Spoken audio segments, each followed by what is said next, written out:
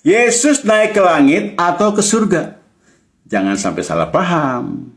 Teman-teman, ini ada pertanyaan ya dari salah seorang temannya di atas. Di konten aku yang sebelumnya dengan judul, kok bisa di bumi tapi turun dari surga? Terima kasih ya teman ya untuk pertanyaannya. Mantap. Sekarang kita belajar bareng. Oke? Tarik napas dulu ya.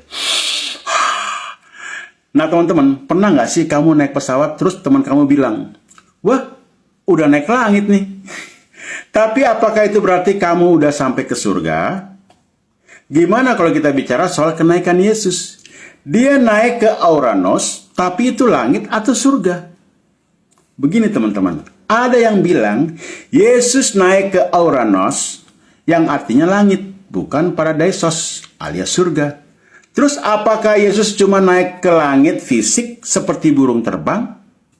Dalam Kisah Para Rasul 1 ayat 9-11 jelas mencatat bahwa Yesus terangkat ke Auranos dan para malaikat bilang dia akan kembali dengan cara yang sama.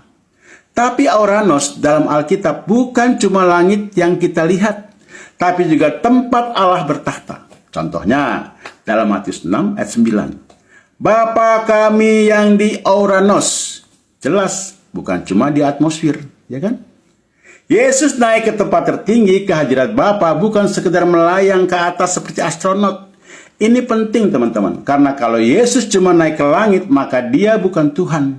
Tapi karena dia naik ke surga, artinya dia berkuasa dan akan kembali sebagai Raja.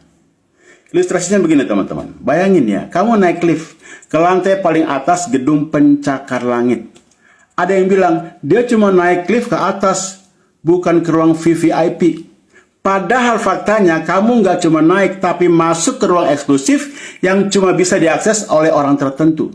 Sama halnya dengan Yesus. Dia nggak cuma naik ke langit, tapi masuk ke hadirat Bapa di surga. Jadi, udah paham ya teman-teman ya? Yesus naik ke Auranos bukan sekedar terbang ke angkasa, tapi ke tempat kemuliaannya.